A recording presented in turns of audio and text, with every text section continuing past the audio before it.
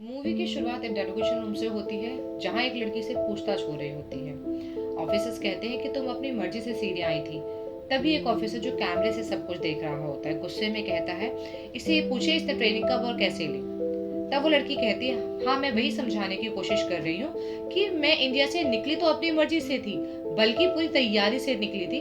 पर मैंने जो सोचा था वहाँ जो वो सब जो मेरे दिमाग में प्रोग्राम की तरह सेट किया गया हो, ऐसे लग रहा था जैसे मुझे कोई रिमोट कंट्रोल की तरह चला रहा हो। वहां पे मैं नहीं, बहुत सी लड़कियां जो है उस रेगिस्तान में दफन हो गई हैं। अचानक से सीन फिर फ्लैशबैक में जाता है, जहाँ ईशान नाम का एक लड़का दिखाया जाता है, जो फातिमा, जो लड़की जिससे डेरिवेशन होती है उसका नाम है फातिमा।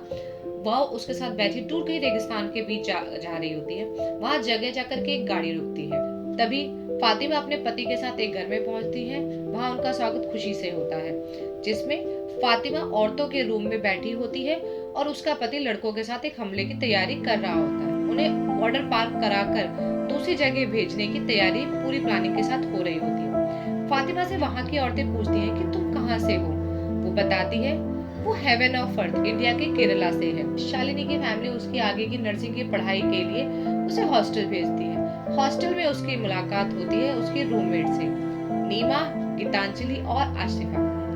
उसे ये नहीं पता होता है कि आसिफा के मिलने के बाद उन तीनों की लाइफ में एक बहुत बड़ा चेंज आ जाएगा। गीतांजलि मैनन जो कम्युनिस्ट फैमिली से है, तीसरी लड़की नीमा क्रिश्चियन फैमिली से है।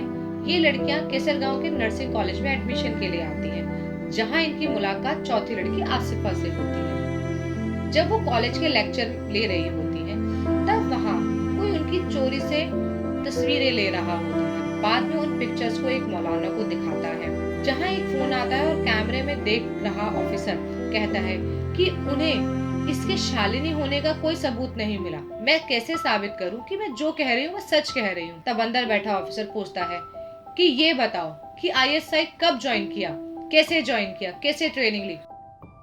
आईसिस कब ज्वाइन किया ये जानने के लिए, क्यों ज्वाइन किया और कैसे ज्वाइन किया ये जानना ज़रूरी है सर। रेगिस्तान में कहीं लाया है जहां लोगों को मारा काटा जा रहा है और वो फिर आगे की तरफ चल पड़ता है। वो थक गई होती है तो गाड़ी को कहीं रोका जाता है रेगिस्तान में। तो वहां जब उतरती है और जब वह रेगिस्तान के बीच उतरती है तो वहां बहुत सी कटी बॉडी पड़ी होती है। जब फातिमा देखती है तो उसे देखकर उसे उल्टी आ जाती है। उसके बाद यह लोग आगे का रास्ता तय करते हैं। फिर वहीं एक गांव में पहुंचते हैं। पहुंचकर वह अपने पति ईशान से कहती है कि अब तो मेरी माँ से मेरी बात करा दो, मुझे उनकी बहुत याद आ रही है। अगर इस हाल में मैं अपने घर होती, अम्मा मेरा बहुत ख्याल रखती। एक बार माँ से मेरी बात करा दो। और वो जिद करती है। ईशान सुनकर ईशान उस पर चिल्लाता है और गुस्से में पत्थर उठा लेता है, पर मिशन खराब हो जाने के डर से रुक जाता है और शांत होकर फिर उसको समझाता है कि अपना असली मकसद पहचानो। जिहाद के नाम पर सबसे पहले हमें अपनों की कुर्बानी देनी होती है। फिर उसको कहता है कि तुमने कॉल किया तो उनको हमारी लोकेशन का पता चल जाएगा। एक पुराने से घर में रहते हैं जिसकी साफ सफाई के बाद वो जगह रहने लायक हो जाती है। वहाँ पर ईशान फातिमा के साथ जबरदस्ती करता है। फातिमा उसको मना करती है, जिस पर ईशान कहता है कि पति की किसी बात को ना नहीं करते, और वो कहती है कि वो प्रेग्नेंट है। इस पर ईशान उसको कहता है कि किसी और की नाजायज औलाद के लिए मैं अपना हक छोड़ दूं, और फातिमा के साथ जबरदस्ती करता है, उसका रेप करता है, रूम से बाहर चला जाता है। फिर फातिमा बहुत रोती है।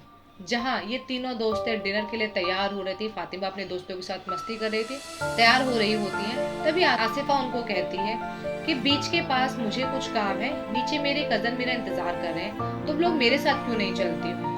वो लोग सुनकर उस बात को मान जाती है और यहाँ इनकी मुलाकात होती है रमीज और अब्दुल से, जहाँ रमीज अपना इंट्रोडक्शन देते हुए बताता है कि वह एमबीबीएस कर रहा है और पूरी होने के बाद वह फॉरेन में सेटल हो जाएगा। शालिनी कहती है कि आप इंडिया में रहकर कुछ क्यों नहीं करते हो। तब वह कहता है कि हमारे यहाँ जितना कमाओ उसका कुछ हिस्सा डोनेट कर दो, ये हमारा इस्लाम कहता है। मैं कमा कर ज्यादा लोगों की मदद नहीं कर पाऊंगा।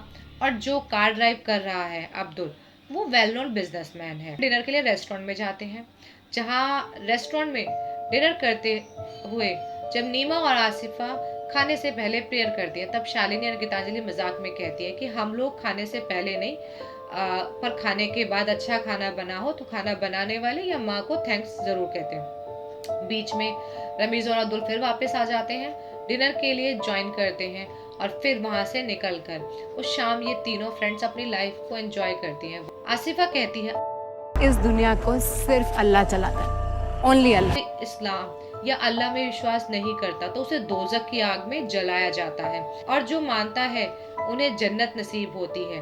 और तुम लोग नास्तिक हो, अल्लाह को नहीं मानते हो, तो तुम तो पक्का दोजख की आग में जलोगे। वो दोजख की आग के बारे में बताते हैं कि दोजख की आग नॉर्मल आग से 70% ज्यादा होती है। आसिफ और दो लड़कों को मौलाना के साथ फिर दिखाया जाता है। उन्हें करीब लाओ, खानदान से जुदा करो, दुश्मनी रिश्ते बनाओ, जरूरत पड़े तो उन्हें प्रेग्नेंट करो और जल्द से जल्द अगले मिशन के लिए हमें हैंडओवर करो। फातिमा मौके का फायदा उठाकर वहां से भागने की कोशिश करती है। जब फातिमा थोड़ी ही दूर जाती है तो वहां देखती है कि जो लड़कियां भागने की कोशिश कर रही होती है उन्हें गोली से मार दिया जाता है। और एक जगह जहां भीड़ लगी होती है वहां देखते हैं एक औरत का हाथ काट देते हैं और उसके साथ एक आदमी होता है जिसका गला काट देते हैं। जैसे ही वो ये सब सीन देखती है तो वो बेहोश हो जाती है। फिर एक औरत उसको संभालती है। तब हुस्ना उसको बताती है कि इस औरत ने लिपस्टिक लगाई थी, इसलिए इसका हाथ काटा और इसके पति ने इसको नहीं रोका, जिसकी वजह से उसे भी मार दिया गया। कहीं तुम यहाँ से भागने की तो नहीं सोच रही हो? सोचोगी तो मारी जाओगी और ऐसे अकेले नहीं जाना चाहिए। तब फातिमा उसको पूछती है कि वह भी तो अकेले बाहर है, तो उसको नहीं मारेंगे? वो लेडी बताती है कि उसका जो पति है वो इनका सबका सर। तब ऑफिसर उससे कहते हैं कि हम तुम्हारी बात का यकीन क्यों करें? तब वह बताती है कि हम एक तरह की ड्रग दिया जाता था जिससे हम जल्दी ही किसी की भी बातों में आ जाते हैं। फिर सीन वापस उनके कॉलेज के मॉल का सीन आता है। फिर ये तीनों लड़कियां मॉल जाती हैं और वहाँ उनके साथ कुछ लड़के बदतमीजी करते हैं। जब वे ऑब्जेक्शन करती हैं तो वो लड़के उनके साथ बदतमीजी करते हैं, उनके कपड़े फाड़ देते हैं। फिर एक लड़की आकर उन पे अपना हिजाब डालती है। जब पेनी एक भी लड़की के साथ ना ही कभी रेप होता है ना ही कभी कोई उन्हें छेड़ता है, because Allah always protects us. Are you trying to say only Allah protects? बेटे को ही सूली पर लटका दिया जाता था, तब गॉड ने अपने ही बेटे को नहीं बचा पाए। तभी नीमा उस पर चिल्लाते हुए कहती है कि बस। नीमा गुस्से में उसको चुप होने के लिए कहती है। फिर आसिफा को फोन बजता है। आसिफा रूम के बाहर जाकर फोन उठाती है।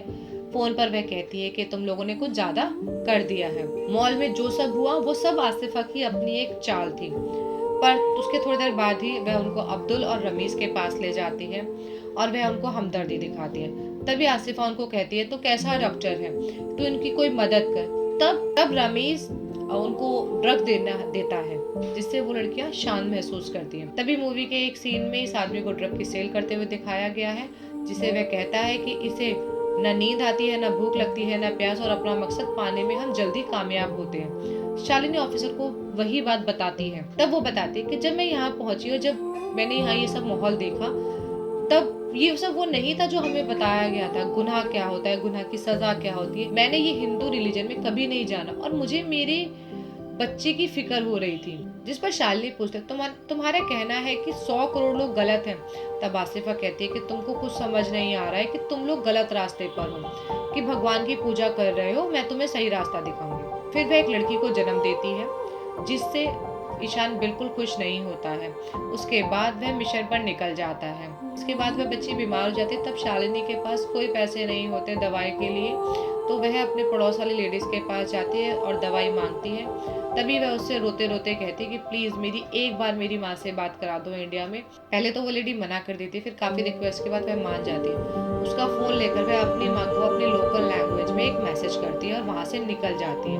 उनके निकलते ही हुस्ना के पति आ जाता है और वह उसका फोन देख लेता है। जब वह बाहर ही निकली होती है, थोड़ा दूर ही जाते हैं, तभी उन्हें गोली चलने की आवाज आती है और उस लड़की को जिसका फोन था उसे गोली मार दी जाती है। फिर छुट्टियां पड़ती हैं तो ये दोनों लड़कियां गीतांजलि और शालिनी अपने घर जाती हैं और तब वह आसिफा उनको अपना रमीज और अब्दुल के बारे में कुछ ना बताने की सलाह देती है और कहती है कि अभी ये देखना है कि तुम्हारे घर वाले तुम्हें हिजाब में देखकर अपना पाते हैं कि नहीं पाते हैं।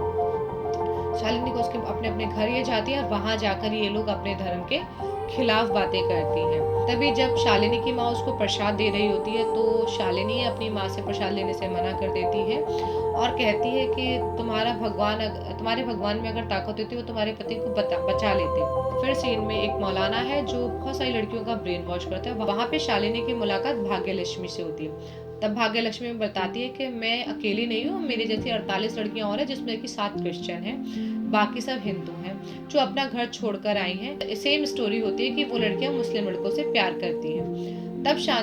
तभी शालिनी को वॉमिट आती है और उसे पता चलता है कि वो प्रेग्नेंट है। फिर इमेज सीन उनके कॉलेज में आता है। रमीज कहता है वह नहीं मानता ये उसका बच्चा है। तभी गीतांजलि कहती है कि मैं इसको जानती हूँ, ये तुम्हारे सिवा किससे प्यार नहीं करती। फिर आसिफा रमीज को समझाती है जो कि सब इनकी चाल होती है। तब रमीज कहता है कि मेरे घर वाले नहीं मानेंगे, ये हिंदू लड़की है। तब आसिफा कहती है अगर ये इस्लाम कबूल कर ले, तब आसिफा कहती है कि अगर शालिनी इस्लाम कबूल कर लेगी तब तो तुम्हारे पेरेंट्स को कोई एतराज नहीं होगा। तभी शालिनी शौक कहती है कि मैंने आपके कहने पे हिजाब तो पहन लिया, पर धर्म परिवर्तन एकदम से। तो वो कहती है कि मैं उम्मीद करती हूँ कि तुम अपने और अपने बच्चे और अपने प्यार के लिए अच्छा सोचोगे। वो फिर उस बात के लिए मान जाती है। फिर दूसरी तरफ गीतांजलि को ड्रग की लत लग गई होती है। तभी इसी ड्रग का फायदा उठाकर अब्दुल उसको फोन करके उसकी कुछ न्यूड पैक मांगता है और वह दे देती है। तभी 2 टेररिस्ट आते हैं और फातिमा को बताते हैं कि उसका पति जंग में शहीद हो गया है। सीन फिर से वहीं आता है जहाँ शालिनी रमीज को कॉल ट्राई करती है पर कोई रिस्पांस नहीं आता। फिर गीतांजलि को उसकी माँ का फोन आता है जो उसको बताती है कि उसके फादर को कार्डियक अरेस्ट हुआ है। तभी वह फोन रखती है और आसिफा को कहती है कि मैं अपने घर नहीं जाऊंगी क्योंकि वो लोग काफिर हैं और वो लोग मुझे नहीं समझेंगे। तभी आसिफा उसको समझाती है कि तुम्हें वहां जाना चाहिए, उनसे काफिर से मिली हुई दौलत गलत नहीं होती, और साथ ही साथ जब तक काफिर पे थूका या पत्थर से नहीं मारती हो तब तक तुम असल में अपने धर्म से बाहर नहीं आती हो। जिसे सुनकर गीतांजलि हॉस्पिटल जाती है। वहां अपनी माँ को कहती है ये अल्लाह को ना मानने की सजा है और मरने के बाद दोज़ख की आग में नहीं जलना चाहते तो इस्लाम कबूल कर लो, और अपने पिता के सिर पर थूकती है। फिर अब्दुल को दिखाते हैं जहाँ मौलाना अब्दुल को कहता है तुमसे एक काम नहीं हुआ, रमीज ने शालिनी को प्रेग्नेंट कर दिया है। जिस पर अब्दुल मौलाना से 2 दिन का वक्त मांगता है और गीतांजलि को फोन करता है और उसको बोलता है तुम मुझसे प्यार करती हो तो तुम मेरे साथ सीरिया चलो। गीतांजलि उसको मना कर देती है, जिस पर वह गुस्से में आकर कहता है कि मैं तुम्हें बर्बाद कर दूंगा। तभी गीतांजलि उसको कहती है ये सब तुम्हारी चाल थी, तुम नामर्द हो, नहीं तो तुम भी मुझे शालिनी की तरह प्रेग्नेंट करके सीरिया ले जाने के लिए तैयार हो जाते। फिर वह उसको कहता है कि मैं तुम्हें बर्बाद कर दूंगा और उसकी कुछ न्यूड पेग उसको सेंड करता है।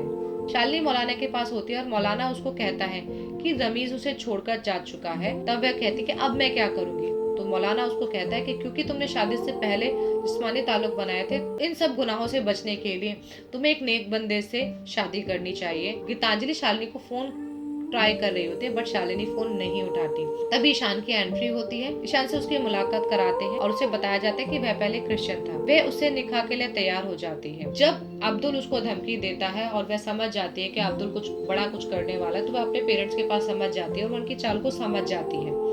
वह अपने पिता के पास वापस जाती है और कहती है कि ये मेरी गलती नहीं है, ये गलती आपकी कि आपने मुझे अपने धर्म के बारे में नहीं बताया। दूसरी तरफ शालिनी की शादी ईशान से हो रही थी। वहां पे उसकी माँ पहुंचती है जो शालिनी को आवाज लगाती है और कहती है कि मैं तेरे लिए इस्लाम कबूल कर लूंगी, तुम लोग घर चलो।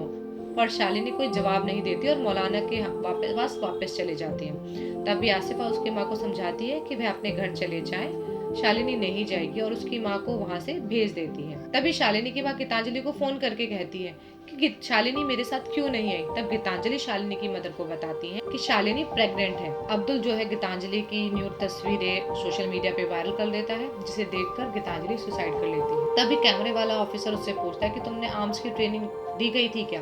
तब वह उन्हें बताती है कि उनका बस ब्रेन वॉश करके कैसे भी इंडिया से बाहर भेजने का उनका टारगेट होता था। फेक पासपोर्ट, वीजा सब आसानी से हो गया, इसमें सब मिले हुए होते हैं। वह कोलंबो से निकलने से पहले उसकी माँ से भी उसे मिलवाते हैं। उसे कहा जाता है कि वह हनीमून के लिए कोलंबो जा रही है ताकि उसकी माँ पुलिस को कंप्लेन ना कर सके। ये सब उनकी एक प्लानिंग का हिस्सा होता है। फिर नीमा का कॉल शालिनी के पास आता है कोलंबो में, जहाँ शालिनी को नीमा बताती है कि किस तरीके से कि तुमने मुझे भेजा था उसके दोस्त से मिलने के लिए, मैं वहाँ उससे मिलने गई थी, उसने मुझे इस्लाम कबूल करने के लिए बोला, जिसके मना करने के बाद उन्होंने मुझे ड्रग दिया और ड्रग देने के बाद उन्होंने मेरा रेप किया। हर 17 से 18 से 20 लोग आए, जब तक मैं गिन सकी, उसके बाद मैं बेहोश हो गई। वह मेरा रेप करते थे, मैं जैसे तैसे अपने आप को बचा के वहां से निकली। गीतांजलि ने सुसाइड कर लिया है, तुम सुरक्षित हो, तुम अभी वापस आ जाओ, प्लीज वापस आ जाओ, तुमसे बाद में बात करती हूँ कहकर फोन कट कर दिया। रूम में जाती है, तब ईशान रूम में आ जाता है और उसको बताती है नीमा का फोन आया था और गीतांजलि ने सुसाइड कर लिया है। वह उसको कहती है उनके साथ ये सब इसलिए हुआ क्योंकि नीमा अल्लाह को नहीं मानती थी और गीतांजलि ने इस्लाम को छोड़ दिया था। नीमा पुलिस से हेल्प मांगती है, जहाँ गीतांजलि के पेरेंट्स भी होते हैं। उन्हें बताती है कि ये मामला सिर्फ कन्वर्जन का नहीं है, ये नेशनल सिक्योरिटी का भी है। पुलिस कहती है कि तुम जो कह रहे हो वो हम मान लें, पर कानून इमोशंस पर नहीं चलता, उसके लिए सबूत चाहिए। और जहाँ दो लोग अपनी मर्जी से शादी करते हैं या अपना धर्म परिवर्तन करते हैं, उसमें हम कुछ नहीं कर सकते। नीमा को सबूत देती है। आपको मेरी एफआईआर लिखने में इतना वक्त लग गया, इंसाफ कब देंगे? जब सभी लड़कियां यमन और सीरिया चली जाएंगी तब। अब मैं समझ गई हूँ, पर मैं ना रुकूंगी ना थकूंगी। शालिनी को टेररिस्ट कहीं ले जाते हुए दिखाते हैं, उसकी बच्ची को उससे अलग कर देते हैं, जहाँ पे और बहुत सारी लड़कियां होती हैं वहाँ छोड़ देते हैं। फिर उन लड़कियों से बात करके पता चलता है ये सब कन्वर्जन वाली लड़कियां होती हैं, जिनके पति मर जाते हैं टेररिस्ट अटैक में, या सुसाइड बॉम्बर बन जाते हैं। तो उन लड़कियों को या तो सुसाइड बॉम्बर बनाया जाता है या उनके साथ मिलकर रेप किया जाता है। एक टाइम पे बहुत सारे लोग आकर उनके साथ फिजिकल रिलेशनशिप बनाते हैं। ये सब सीरिया और ईरान बॉर्डर पर होती है। तभी उन्हें एक जगह से दूसरी जगह शिफ्ट किया जा रहा होता है। जब वह रास्ते में होती है तब वह ध्यान देती है, उसको जो मैप सिखाया गया होता है, तो उस अंदाजे से वह सीरिया और ईरान बॉर्डर पर होती है। तब शालिनी वहां से दो लड़कियों के साथ मौका देखकर वहां से भाग जाती है, पर दो लड़कियों को टेररिस्ट मार देते हैं और शालिनी बच जाती है। शालिनी को ढूंढते हैं, पर शालिनी उनको नहीं मिलती और वह वहां से टेररिस्ट वापस चले जाते हैं। तभी शालिनी वहां पे बेहोश हो जाती है। 17 घंटे बाद ड्रोन से देखा जाता है कि जिसके बाद उसे सीरिया जेल में लाया जाता है, जहाँ शालिनी उन ऑफिसर्स को बता रही होती है सारी बातें सुनने के बाद ऑफिसर उससे कहते हैं कि हमारे पास तुम्हारे आतंकी होने की सारे सबूत हैं, पर तुम्हारे इनोसेंट होने का कोई सबूत नहीं है। तुम फेक पासपोर्ट से आई, पर हम तुम्हारी बच्ची को ढूंढने की कोशिश करेंगे। हम तुम्हारी मदद नहीं कर सकते, ना ही हम तुम्हें यहाँ से जाने दे सकते हैं। तभी शालिनी उनसे रिक्वेस्ट करती, क्या मैं एक बार इंडिया में अपनी माँ से बात कर सकती हूँ? फिर वह अपनी माँ को फोन करके बताती कि मैं ठीक हूँ, मैं तुमको जल्दी कॉल बैक करूँगी। शालिनी को जेल में डाल देते हैं और वहीं पर एक झलक आसिफा की भी दिखाई जाती है, जो नई लड़कियों को फिर से टारगेट बना रही होती है। शालिनी जब जेल पहुंचती है तो वहाँ पर एक छोटी बच्ची उसे उसका हिजाब खींचकर आग में डाल देती है और वहाँ पे उस जैसी और भी बहुत सारी औरतें होती हैं। अंत में गीतांजलि के पेरेंट्स अपना बताते हैं कि उनके ऊपर क्या बीती है और नीमा मैथ्यू अपना बताती है कि उसकी क्या कहानी है। आशा करती हूँ आपको ये स्टोरी पसंद आई होगी। आगे और भी कई मूवीज़ इस तरीके से आने वाली हैं, उनको देखने के लिए मेरे चैनल के साथ बने रहिए। आपका बहुत बहुत शुक्रिया, थैंक यू। अपना ख्याल रखिए।